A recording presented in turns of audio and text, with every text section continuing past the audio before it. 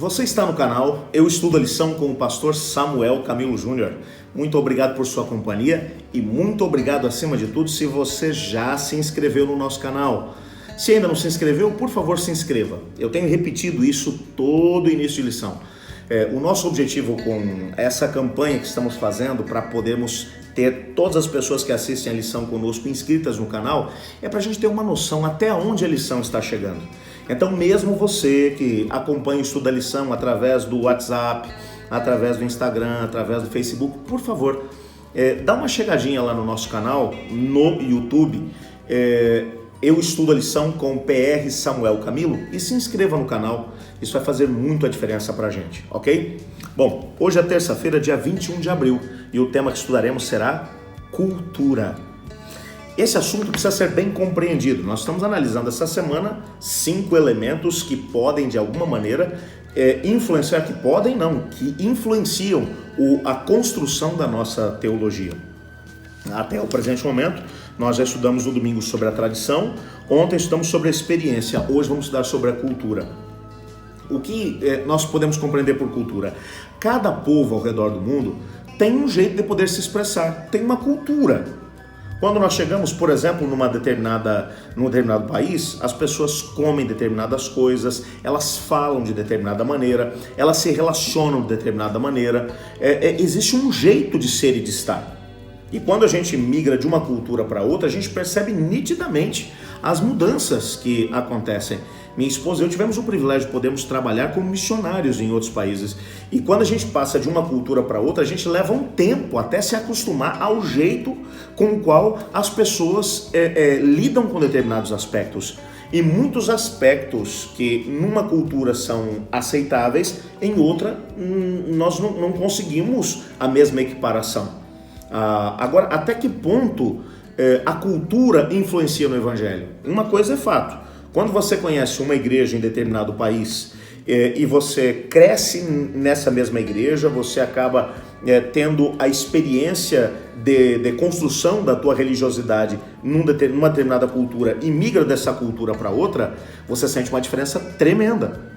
Por exemplo, eu nasci e fui criado em São Paulo, fui criado na zona leste de São Paulo. E o que acabou acontecendo? Depois, quando eu tinha ali por volta de 19, 20 anos mais ou menos, quando eu estava me preparando para poder ser um pastor, para poder pagar o meu curso, eu fui fui vender livros no Rio Grande do Sul. E lá eu conheci aquela que hoje é minha esposa, a dona Cláudia Beatriz. Nós começamos a nos relacionar. Foram 2 anos de namoro e noivado, até que a gente acabou se casando.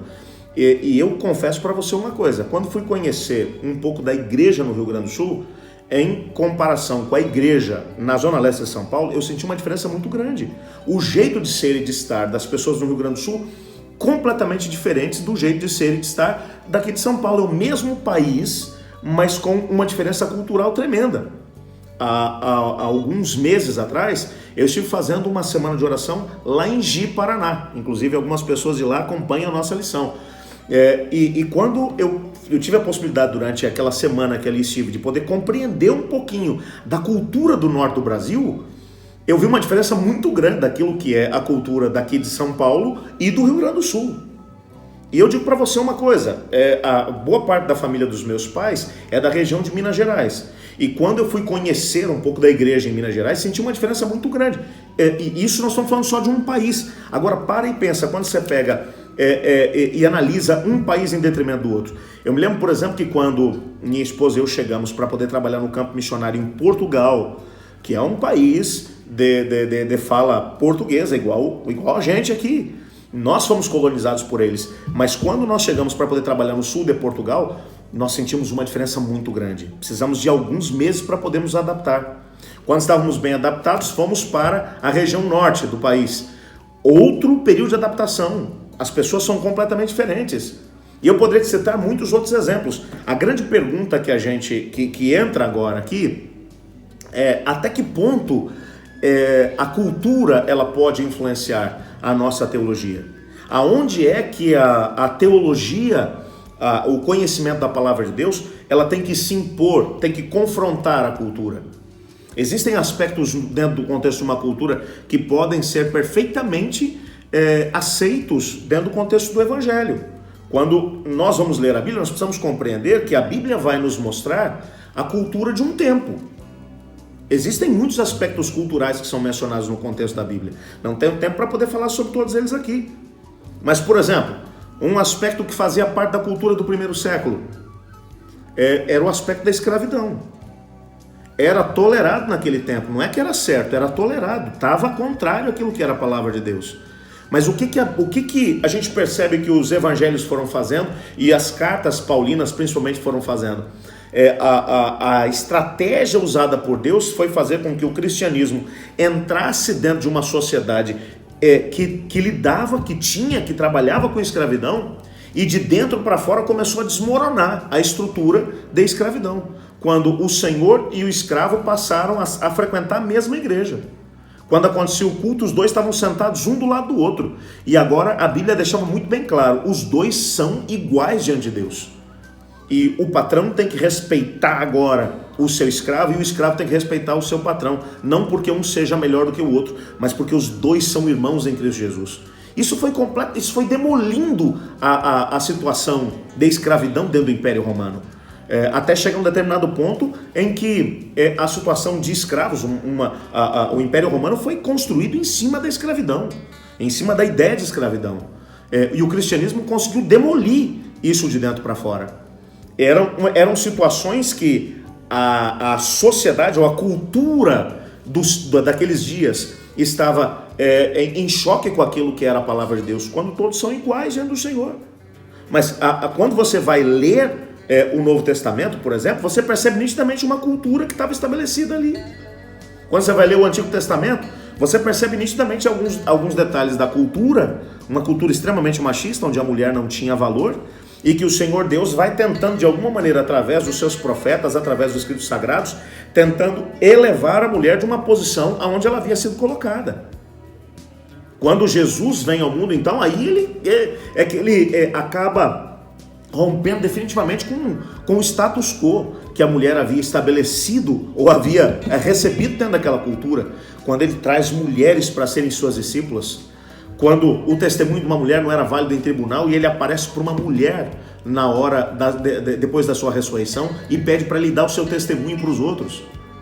Ele vai mexendo, a gente vai percebendo pela Bíblia que sempre que a cultura ela entra em choque com a palavra de Deus, a palavra de Deus tem que predominar.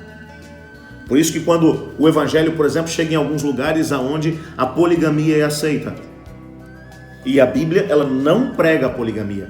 A Bíblia menciona que houve vários indivíduos polígamos no decorrer da história, e Deus tolerou isso, mas Jesus foi lá e disse assim, no princípio não era assim. Deus criou um homem e uma mulher, e fez dos dois uma só carne, que ninguém separe que Deus uniu. Você percebe nitidamente que há um propósito, assim diz o Senhor. Então, quando o evangelho chega numa cultura onde a poligamia é aceita, o evangelho vai contra essa visão de poligamia.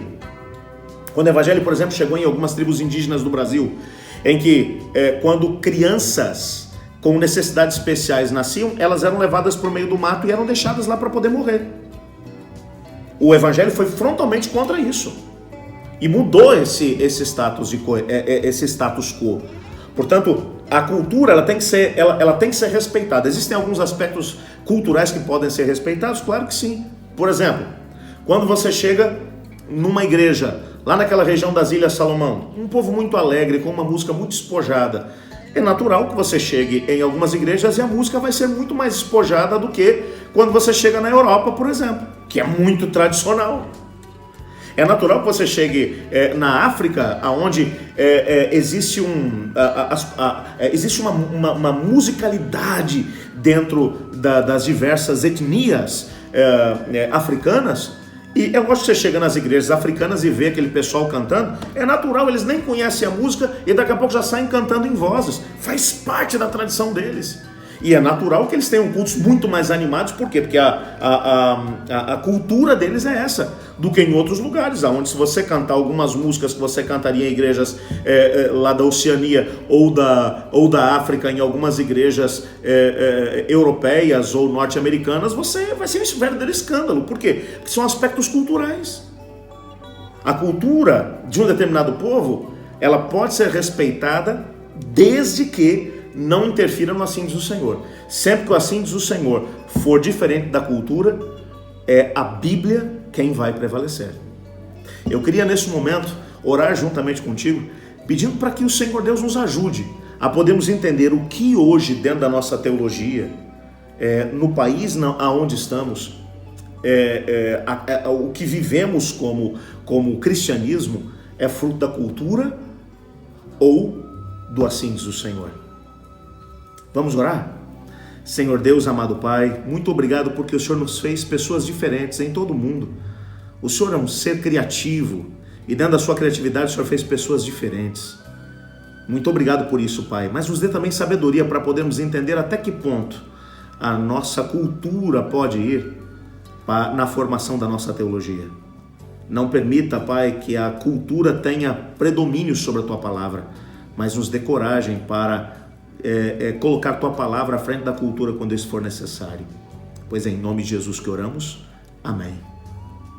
Eu espero que você tenha sido abençoado pelo nosso estudo de hoje. E se foi, deixa o seu like e o seu comentário.